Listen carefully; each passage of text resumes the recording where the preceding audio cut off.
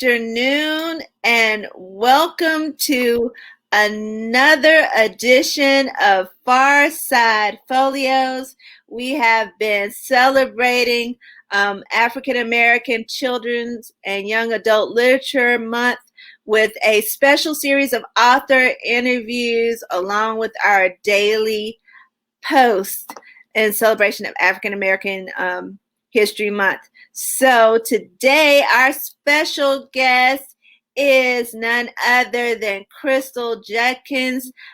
Crystal is an educator in the DC area. She is a creative. She's the co-founder of Black Audio Dramas Exist, promoting creatively provocative audio dramas, written and produced and starring other Black creatives.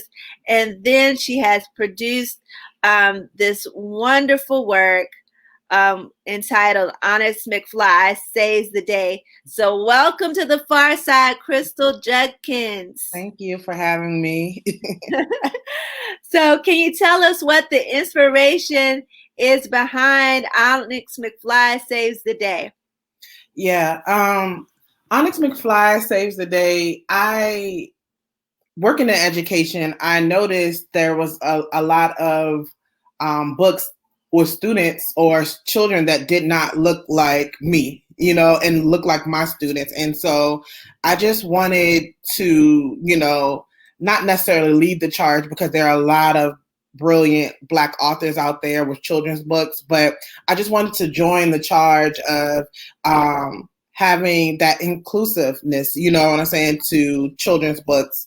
I remember being a young Black girl and not necessarily seeing that many books with me in it. And so I felt like that is definitely, we can never get too many books with Black characters in them. And so that was just very important to me as a writer and a creative, to create a story with a little Black girl.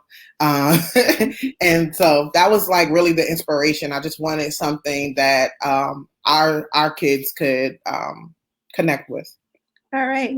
So without giving the whole story away, tell us about Onyx McFly. Okay. The story is basically about an 8-year-old little girl, and she uses her imagination to do a plethora of things. But in this particular story, she talks about how she has always wanted to be a superhero, and she gets into a situation where she has to become a real life superhero. And so you see the story of her having to help out in a real way. You don't have to have on a cape to be a hero. So that's the bottom line of the story. All right. So what, do you have a favorite line or a favorite, action or event that occurred during the story? I like all of it, of course, but I would say when she's describing how she would fly in the sky, she talks about her sparkly purple cape and how her brown skin would glisten in the sky. I always enjoy that part when I'm reading it to students because, it's almost like she's celebrating herself and, her hero-dom. So yeah. So your story brings up the importance of imagination. Mm-hmm. How important do you see imagination for children who will read Onyx McFly? Imagination is super important. I remember a great deal of my childhood dealing with using my imagination. And I think that's why I've become so creative today, even in my adult life, because I was not shielded from using my imagination. Like I built stories in my head before I was even writing. You know what I'm saying? So I think it's just important because it breeds creativity. So your main character, of course, Onyx, is a spunky 8-year-old girl. So how do you connect to Onyx? It's funny because I think Onyx I was a spunky kid, but I was also a very shy kid. And I think Onyx is more of who I was on the inside. You know what I mean? To the world for a long time, I was very shy, you know. I had a lot to say certain times. Like I was that kid that you had to kind of once I opened up, then you got to see my Onyx McFly, my personality. But for the most part, I was very quiet and to myself, like just looking and observing. But I think she's very much who I am on the inside. And even today, she's my inner child, you know, like who I am on the inside, that creativity, that imagination, that spunk, all of that is who I am and at the core of it. So one of the lessons that comes out of this book of Onyx story, out of her story of becoming your own superhero, what are some ways that we can do that we can become our own superheroes? There are so many ways to become your own superhero. I think it looks different for everyone. But I guess the main important part is to know that you are your own superhero and start with that, you know, self-love, and all of those things that encompass self-love, taking care of yourself, and showing up for yourself, even when you might not have someone else there to show up for you. You be the person that goes to bat for you. And what do you want your readers to take away from your book? What's a lesson that you want your readers to take away from the book? I think the biggest thing with this first Onyx McFly book, I wanted people to get, or especially children to understand, was that you don't have to have on a cape to be a superhero. You don't have to do something major in order to save the world. Like it starts with you, you know? So you can do something that seemingly is very little, but it makes a big impact. And so with this being your first book, and you hinted as first book as a part of a potential series, how would you describe your writing journey? What has it been like? As a creative, I think that I go through spurts of ups and downs.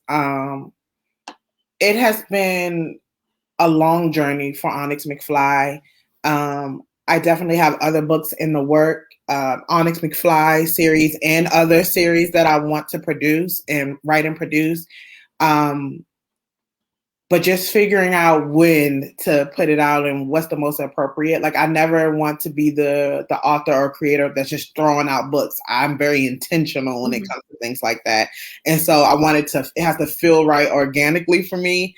And I also want it to be a book for the time. You know what I mean? Like it makes sense for the time. Like when it's out, it resonates with whoever is reading it, be it the child or the parent. And things like that. So my journey is just, I guess, getting more in touch with what that looks like.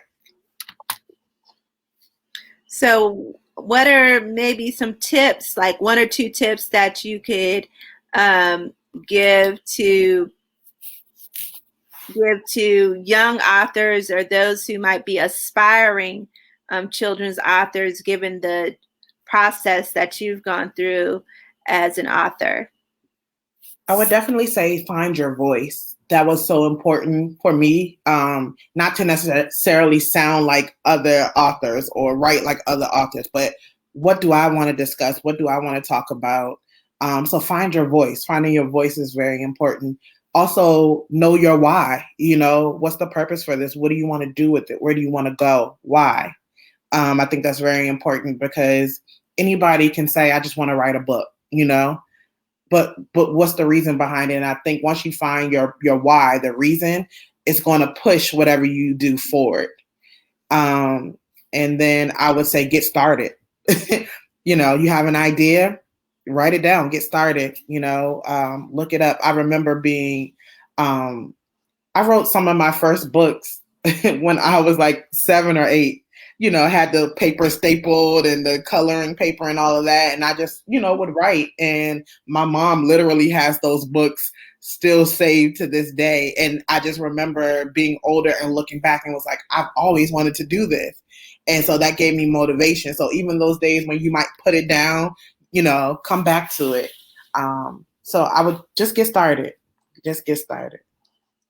All right. So this is good stuff. You got great tips for our young authors as well as those who may be aspiring to write in children's genre or any other genre, just to keep at it. You put it aside, come back, pick it back up, that there's a lot of opportunity, and knowing your voice and knowing your why is going to keep you motivated and focused on the fact of the purpose of your writing and why you're doing what you're doing. You spoke of some future projects and that you might have in the that you have on your radar. So can we expect, what can our readers or listeners or viewers and replay persons expect to see from you in the future? A bunch of things. I want to do so much, but specifically with Onyx McFly, my goal is to make this an animated series. And so I am working towards making that happen by venturing into other realms and doing other things. I have a few creative projects that I'm working on with audio dramas and things like that. And eventually, because I create adult audio dramas, but I would also like to start creating some children audio dramas in the future, and even working on making Onyx McFly an audio drama in the future. So I have a few ideas, but like I said, the ultimate goal is to make Onyx McFly an animated series, because I think she deserves to be seen. We don't have very many animated series with Black children or Black girls, and that you might have one or two Doc McStuffins, of course, and things like that, but the fact that I can name the one that says enough, you know what I'm saying? So I think putting Onyx McFly out there would be great, so that is something that I'm actively working on, and we shall see how that goes soon. All right. So you've talked about this a little bit before about representation. So how does that, feed into, what does it mean? What does representation matter mean to you, especially for the story of Onyx McFly Saves the Day? Well, I feel like representation matters is the whole theme. That's important. You know what I mean? There are millions of books.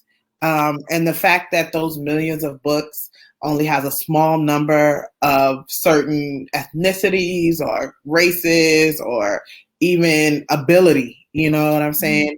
There just needs to be more. I don't think you can oversaturate, this genre or or children's books. I don't think there's a such thing. I think we should oversaturate it with a variety of books. It's so hard when you're like looking up books and things like that. Like, okay, you want to see a child who's in a wheelchair, okay, or you want to see someone who has vision impairment, or you want to see a child who is of Indian descent or something like that. Like, it shouldn't be so hard to find those things. And I think when it comes to Onyx McFly in the series, especially what I already have planned, I want to give that wide range to where you can literally look at the series and be like, wow, there's representation here. I just want, as a person who's always using her imagination, and even as a child, I would put myself in books. You know what I mean? I would become the character. So just to look at the pages and see someone who looks like me, acts like me, talks like me, I think that's a beautiful thing. And I think all children should be able to experience that. All right. Now, for our viewers and listeners, can you tell us how they can connect and follow you on social media and how they can purchase your books? I am on social media at Onyx McFly on everything. So that's IG, Twitter, Facebook. Right now, I am still working on my website and getting everything over to just put everything over as far as Onyx McFly is concerned. But right now, you can purchase on Amazon. Onyx McFly Saves the Day. And I'm working on future work, so that will be coming soon also. But yes, you can find me on Amazon. I'm also on Facebook under my government name, Crystal Judkins, so you can find me on there and follow me. And that's it. All right. So for our listeners, those who will catch the replay, definitely follow her on Twitter, on IG, and on Facebook, so you're aware of upcoming events and activities, upcoming projects that she has going on. And you definitely want to get a copy of Onyx McFly Saves the Day, as representation matters, and our children need to see a superhero. And what better superhero than an African-American spunky 8-year-old girl with Afro puffs. With Afro puffs. Her Afro puffs with her cape, ready to save the day and take on the world. So I'd like to thank my guest, Miss Crystal Jenkins, for spending the time with us this afternoon. We definitely wish you continued success with Onyx McFly Saves the Day and the series and all the wonderful projects that you have coming, and with animation, with audio dramas. This is great stuff, and we look forward to supporting, to seeing it come forward, and supporting you in whatever way possible that we can. So definitely thank you so much for being with us today. Thank you so much for having me. I really, really appreciate all of it. Thank you. All right. So for our audience, our replay viewers, our, those who are watching live, we want you to make sure that you are staying tuned to the PharSide Co-Ed Book Club Facebook page for more author interviews and posts as we celebrated African American children's and young adult literature during the month of February. And we'll continue even into March with a twist, since March is Women's Month. So you're going to see some different and new things in March. So you definitely want to stay tuned. So until next time, many roots, many voices are a part of the infinite story. So plant your seed. Have a great day. Bye.